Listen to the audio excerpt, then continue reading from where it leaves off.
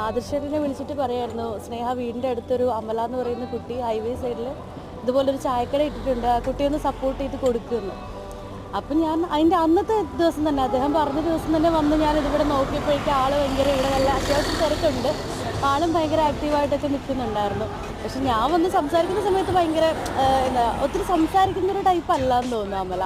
അത് തോന്നുന്നല്ല, ശരിക്കും അങ്ങനെ സംസാരിക്കാൻ അറിയുന്ന ഒരു കുട്ടിയല്ല. പക്ഷെ ഭയങ്കര ആക്റ്റീവായിട്ടുള്ള കുട്ടിയാണ്, എല്ലാ കാര്യത്തിലും ഭയങ്കര എന്ന് വെച്ചാൽ കാര്യപ്രാപ്തിയുള്ള കുട്ടികളെന്ന് പറയില്ല. ചെറിയ പ്രായത്തിൽ തന്നെ ഇത്രയും വലിയ രീതിയിൽ നല്ല കാര്യങ്ങളൊക്കെ ചെയ്തു തുടങ്ങി. വീട്ടുകാരുടെ സഹായം ഇല്ലാതെ പഠിക്കണമെന്ന് അവൾ ചിന്തിച്ചത് തന്നെ അവളുടെ ഏറ്റവും വലിയൊരു ഒരു പോസിറ്റീവായിട്ടുള്ള ഒരു കാര്യമായിട്ട് കാണുന്നു. അപ്പോൾ ഇത്രയും ചെറിയ കുട്ടികൾ ഒരുപാട് നെഗറ്റീവ്സൊക്കെ സംഭവിച്ചുകൊണ്ടിരിക്കുന്ന ഈ കാലഘട്ടത്തിൽ ഇത്രയും പോസിറ്റീവായിട്ടുള്ളൊരു കാര്യം ചെയ്യുമ്പോൾ അത് കുട്ടികൾക്കും കൂടെ ഒരു പ്രചോദനമായിക്കോട്ടെ എന്ന് കരുതിയിട്ടാണ് ഞാനത് അപ്പം തന്നെ വന്ന് ഷൂട്ട് ചെയ്തത്. കാരണം എന്നോട് പറഞ്ഞ ദിവസം തന്നെ വൈകിട്ട് നമ്മളത് ഷൂട്ട് ചെയ്ത്